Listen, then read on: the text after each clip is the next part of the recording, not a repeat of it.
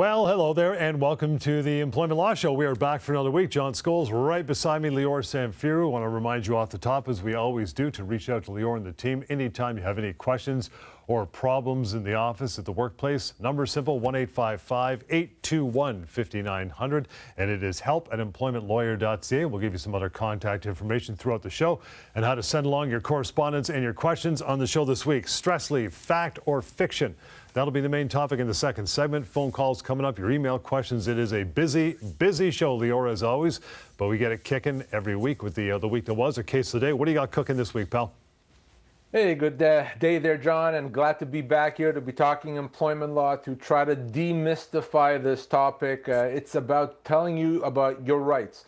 There's very few rights that you have that are going to be as relevant as employment law rights, because you work, you have a job, you spend probably more time working than you spend time doing anything else. So you need to know, you must know your rights in the workplace. You need to know what to do if your boss is mistreating you. You need to know what to do if your job has changed, your compensation or hours have changed. Of course, you need to know what to do if you lost your job, what you're owed, how to get what you're owed, and what to do with that severance letter. And we try to cover these topics and more every single week right here on this show. But of course, this is a 30-minute show. We can only get to so much. Beyond the show, you need to reach me in the office. You can call me, you can email me, you can fill out a form. All that contact information will give you several times throughout the show. But the message here that I want you to take away from the show is that you have rights. We have some fantastic employment law rights that every employee has. In fact, in Canada, our employment laws generally favor the employees. So if you're not sure what your rights are, it's okay. Ask the question on the show or ask me and I'll tell you. And let's start with the case of the day, a situation that I dealt with very recently. Now, this is a bit of a unique situation, but the lessons here are quite broad. I spoke with a gentleman that had worked for an employer for about 6 months or so, even slightly less than that. After that, unfortunately, he suffered a serious injury and went off on a disability leave under doctor's care. And John, he has been on that disability leave for 10 years. 10 years now. Well, recently he's been working hard and the doctor says, you know what, I think you're ready to go back to work. And he contacted me saying, well, can I actually go back to work? He hadn't heard from his employer for all these 10 years, and he wanted to understand what his rights were. So here's the interesting thing about this. He is still considered an employee of this company, even though he worked there for only 6 months and he's been gone for 10 years. The reason for that, John, is because his employment wasn't terminated. The company could have terminated employment at some point over the last 10 years and probably would have paid him or owed him very little. But because of the fact that they didn't do that, he's now still an employee, meaning they have to accommodate him now when he needs to go back to work on modified duties. If they don't, that could be a human rights violation. That could be a wrongful dismissal. They're going to owe him severance based on the full 10.5 years. So it's quite an incredible situation, but the law is very, very clear. So the message that I want all our viewers to take from this is that you generally do have a right to your job back, even with an extended disability leave. And you have to be accommodated if you need medical accommodation, modified duties, modified hours. Your employer has to do that. If they don't, that's a human rights violation. So remember, just because you've been off for a long time does not mean you're not an employee, does not mean you don't have a right to go back to work. If you're wanting to try to go back to work, if your employer is not helping you, if they're refusing, if they're ignoring you, call me and I'll make sure you get back to work. You know, with an extended leave where someone's gone for, years, like in this case, Lior, is it the onus of the person, the employer, just to keep in constant contact to make sure they're still relevant? Whose job is that? Well, it's actually a good idea for both to keep in contact. Yes, I always would rather an employee reach out to the employer every once in a while and say, hey, employer, I'm still here. I'm still working on getting better. I'll be in touch down the road. That's a good idea. But at the end of the day, the employer can't forget about an employee that's off on a disability leave. I've seen this happen before. The employer thinks, well, this person has been off for a long time. They're probably never coming back, so I'm just ignoring them and forgetting about them. No, because then you can get a knock on the door 10 years later and say, hey, employer, good news. I'm ready to come back to work on Monday. So not a good idea to ignore an employee that's off on a disability leave. And if you're an employee that is on such a disability leave, you may have a right to go back to work. The website you want to go to, employmentlawyer.ca. Among many things you'll discover on that website, you can find a radio station in your community that carries our weekly show. Get a lot of great phone calls from it. We play them back here every week, Lior, as you know, because it's always another learning opportunity. So the first phone call of the show this half hour is coming up right now. Listen up. I was let go, so the company shut down. I feel I was entitled to severance for the last 13 years. Do you know what happened to the company? They just decided to call it a day. Did you have advance notice that you were being let go? No, not. They just said I was looking for another job. And no severance was paid? None. What kind of a job were you doing and how old are you? 51 years old, driving a truck. Truck driver getting no severance, that's new. It's a shocker. It never happens. No. And the reason John and I are joking here is because it happens all the time with truck drivers. Either a company believes that they don't have to pay severance, or they treat the drivers as independent contractors, owner-operators, all of which is nonsense. Even if you believe you're an owner-operator, if you work for one company, you're an employee of that company. So if you lose your job, you're owed severance. Now, in this case, the company's shutting down. They can shut down, but that does not relieve them of their severance obligation. This is not a bankruptcy situation. They just decided to shut down the business. They still have to pay this person severance. So I'm going to show you how much severance this person is owed and how you can find out yourself how much severance you're owed. I'm going to use the severance calculator tool. You can find that at pocketemploymentlawyer.ca. Let's use that right now and let's see what we get. So we know that this individual is a truck driver at 51 years of age, been there for 13 years. Company doesn't feel they owe him any severance. Nonsense. You see right there at the bottom, he's owed 14 to 16 months of severance. That's months, not weeks, by the way. You could do that yourself. If you want to know how much severance you're owed, whether you lost your job or are just curious, go to pocketemploymentlawyer.ca. Use the severance calculator. Of course, John, it's free and anonymous. So with truck drivers, where does this long-standing belief of everyone's a contractor, nobody gets severance, where does that come from? It's just been the way that industry has always operated. They're calling their drivers owner-operators or the independent contractors, independent drivers, because they figure, well, that relieves us as a company of obligations. How smart are we? We just came up with a workaround. Except it's not a workaround. It doesn't do anything. I've spoken literally with hundreds of drivers over the years that are employees when they thought that they're not. Pretty much that's the case for everyone. So remember, if you're driving, if you're a truck driver, you have that right to severance if you lose your job, regardless of what the company you work for says. All right, phone call number one, Beauty, thank you very much for that. Phone call number two, Lior, is coming up right now. Number two, listen up. I'm working for an employer, but he's a contractor for a bigger company. But there's only three of us and staff-wise. When he hired me as a full-time person. He was behind in projects that was helping him catch up on projects. I'm a cable installer. So after the 6 months, we got caught up on our projects, and I realized that I was working more than I was actually making. So I said, no, I don't want to do this, and he put me to hourly. I'm now doing part-time hours, and I'm like, is that legal? Because he hired me as a full-time person. No, not legal, not appropriate, not at all. If you're hired to do a certain job, full-time work or certain regular hours, your employer does not have a right to make significant changes to those terms. In this case, he's a full-time employee, was working as a full-time employee. Then his employer says, we're going to reduce you to part-time hours, you're going to work less hours or inconsistent hours. They can't do that. Now, the fact that I said they can't do that does not mean that we can physically stop them. We don't get there with a police officer in tow and stop them. What it means is he could consider that a constructive dismissal.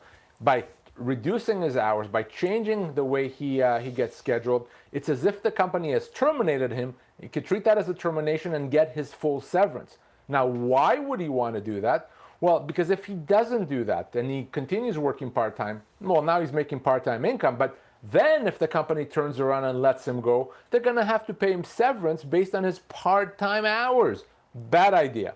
So if your employer changes your compensation, your hours of work, it may be best to look at constructive dismissal. If that's your situation, call me right away. And a reminder again, anytime you're on your own, you want to find out what the severance could and should be, pocketemploymentlawyer.ca. You saw Lior use it moments ago. Got phone call number 3 because they always come in threes on this show. And then stress leave, fact or fiction, our main topic on the other side of the break. So stick around. More of the Employment Law Show is coming right up. People think you have to sign back a severance offer by a deadline. EmploymentLawyer.ca says that is a myth. Deadlines are used as a pressure tactic. Make sure the offer is fair before you sign. Always check with the employment lawyer first at EmploymentLawyer.ca. Can insurance companies deny long-term disability claims for mental illness? When you're suffering from a mental health disability, insurance companies just don't understand. But we do. They can absolutely not force you back to work. If your doctors say you are not ready and you know you're not ready, they cannot make you go back to work. If you have a mental health disability and your claim is denied, don't give up. Give us a call and let us fight for you. Go to disabilityrights.ca. Discover your rights, fight back, and get what you're owed. People think you aren't owed severance pay if you are fired for a reason. EmploymentLawyer.ca says that is a myth. Most for-cause terminations are false, and you are still owed full severance. Always check with the employment lawyer first at EmploymentLawyer.ca.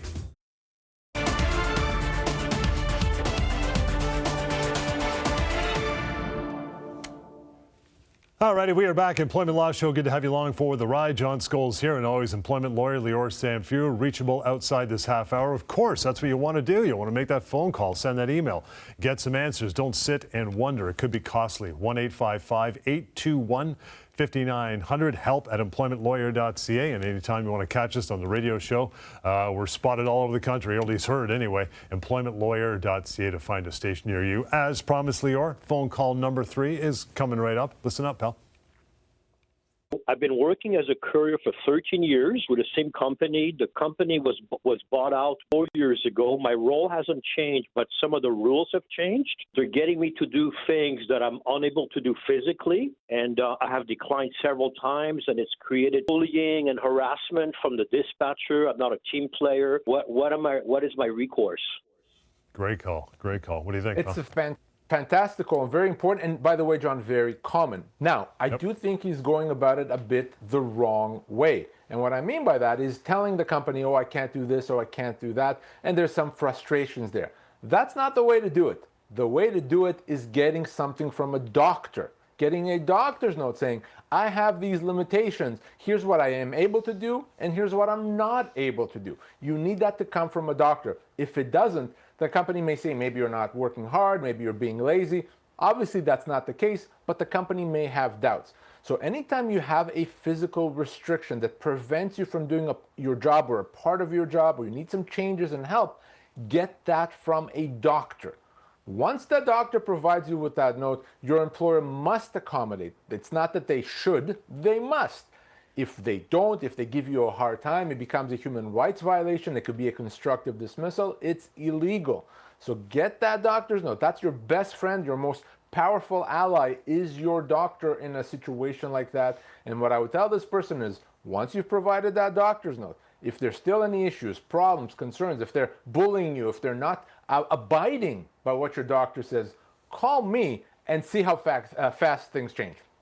Yeah, you did mention bullying and harassment there in that call as well. I mean, that's the real dreadful part that can cause a lot of stress. How does he deal with that?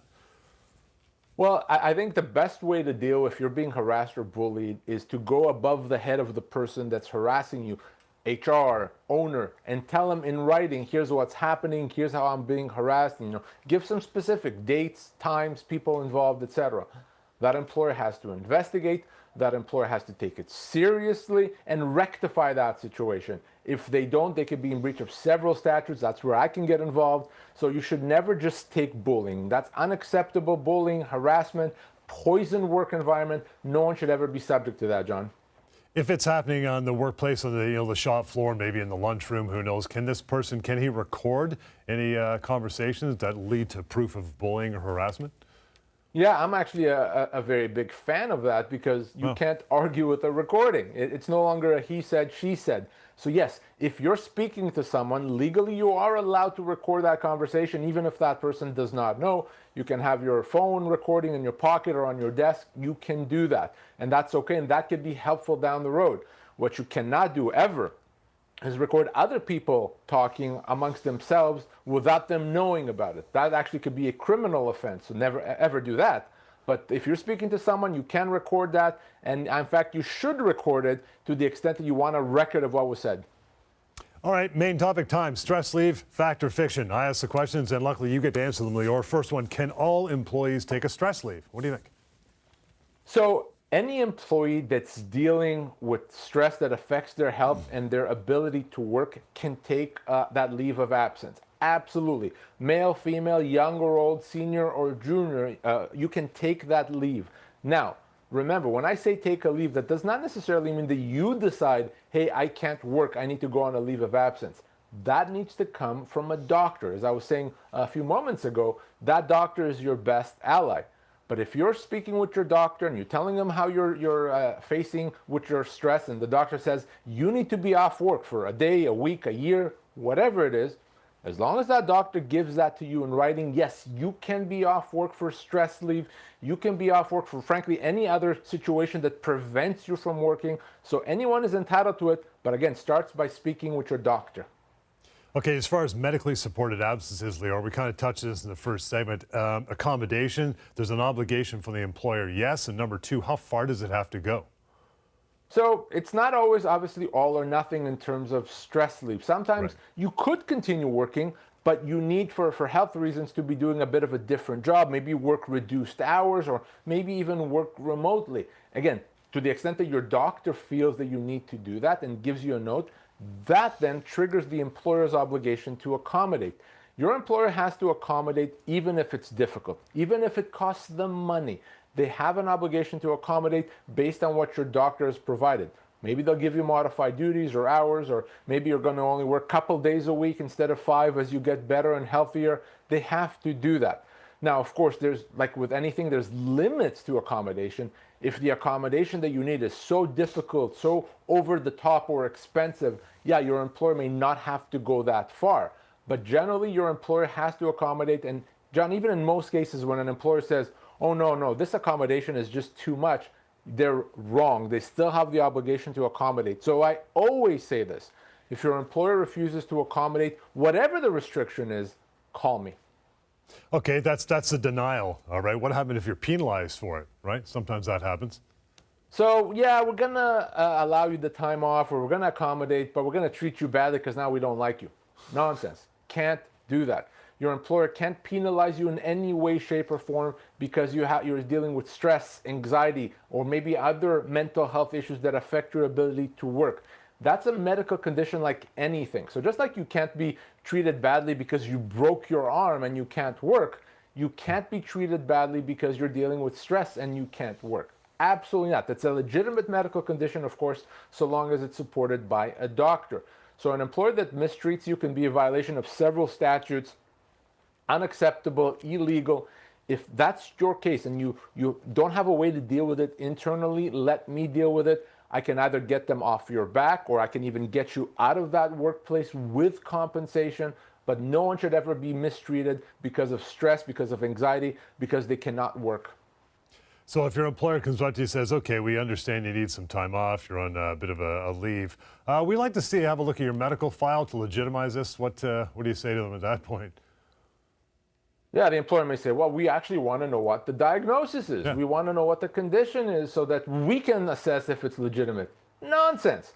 Your employer doesn't get to assess if they agree with your doctor. Your employer doesn't get to ask that question. Your employer doesn't get the right to know what your medical condition is, and you don't have to tell them. They have a right to know if you can work or cannot work or what your restrictions are. But the root cause of those restrictions, it's private, it's personal. Whether you're suffering from a bad back or stress and anxiety, none of the employer's business. So no, diagnosis is your personal information. Your employer cannot demand that. It's irrelevant to your employer. So if your employer is demanding these personal information, you can and you should say no. And if they don't abide by what your doctor says, again, that's where I come in.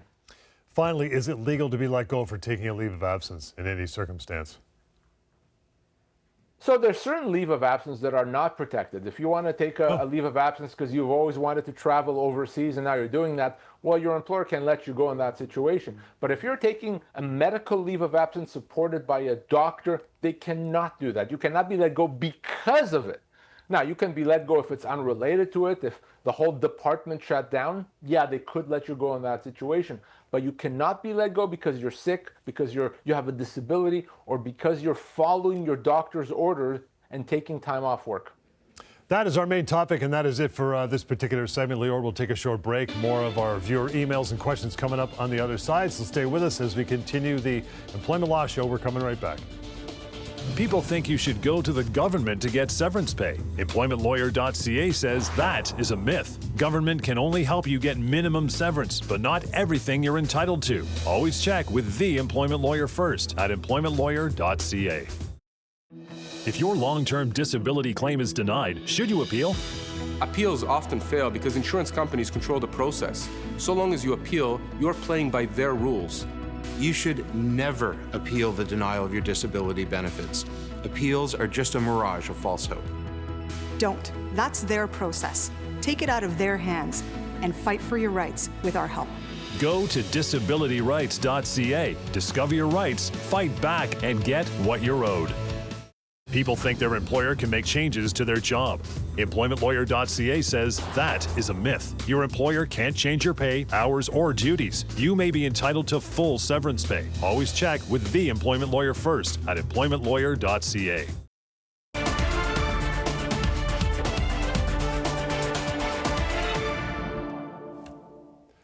Alrighty, short break is done. We're back at an Employment Law Show. John Scholes, always Lior Samfiru. Employment lawyer, reached out to Lior and his team. Ask those questions. Use that phone number, 1-855-821-5900. Help at employmentlawyer.ca. And for any other concerns, plus access, free by the way, to that severance calculator, that is pocketemploymentlawyer.ca. This one, Lior, from another website we call terminationquestions.com. It's free and it's anonymous. Here we go.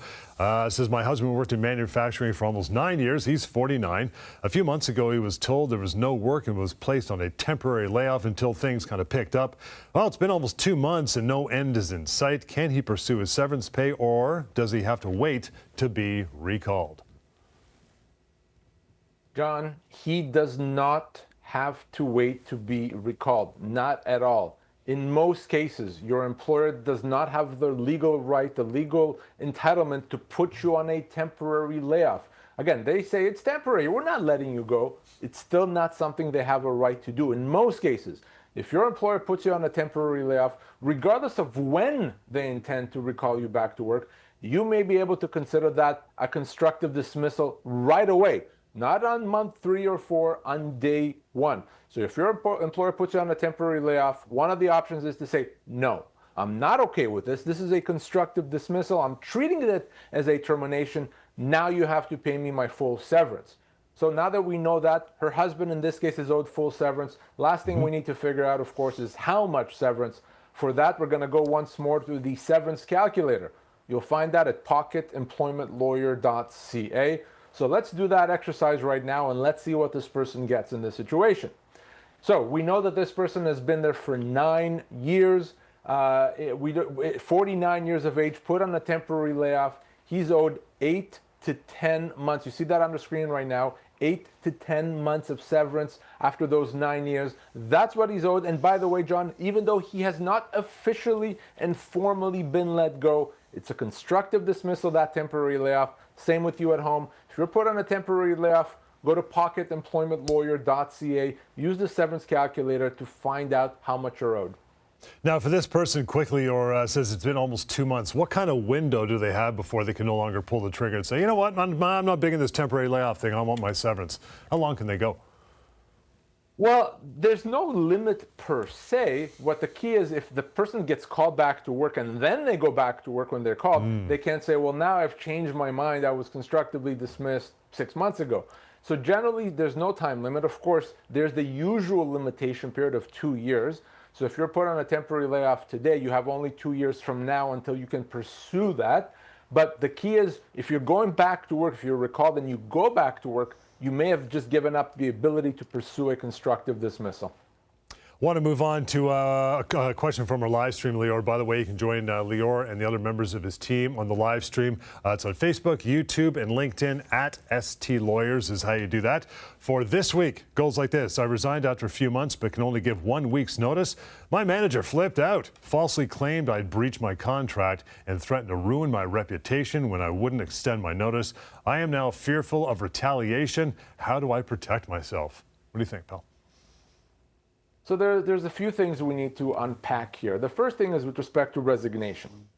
Generally speaking, to know how much notice of resignation you should be giving, go look at your employment agreement. Sometimes that employment agreement says, hey, if you resign, you have to give 2, 3, 7, whatever it is, weeks notice of resignation. So look at that and you should abide by that. If you don't have an employment agreement, or if your employment agreement does not tell you how much notice of resignation you have to give, well, you have to give a reasonable amount depending on what your position is, how difficult it's going to be to replace your job. So you have to think about that. I would not give a week's notice in most cases if that can be avoided. I would give more than that. That said, and here's the key, even if you ultimately give insufficient notice, there's really not going to be a lot that an employer can do about that in most cases. In some cases, in rare cases, maybe. But generally, an employer cannot do anything about that. I still think you don't want to burn a bridge and give a reasonable amount of notice. Now, of course, you cannot be defamed. This person says that the boss maybe try to retaliate. So if you're being badmouthed to someone, that could be defamation of character. That could be something that allows you to get a court involved and get damages and compensation. But I think all these problems can be avoided by just giving a reasonable amount of notice of resignation. If you're not sure how much to give, always happy to chat with you. So when you say reasonable amount, of course, before we move on to our next part here, Lior, if you're working in a retail shop at an hourly position versus you're a fiduciary or CEO, that's a different amount of time you want to give for notice, right? To be nice. Yeah, massive. In the first situation, that retail situation, a few days, a week and a half, 2 weeks. Plenty of notice. If you're in a very senior executive position, that notice may be measured in months because it's going to be more difficult to replace, and there could be consequences if the company is not able to replace you right away. So yeah, we have to look at that. It really becomes an issue for very senior employees. All right, it's time to put Lior in the hot seat once again this week with Employment Law Rapid Fire. It's coming up right now. Strap in.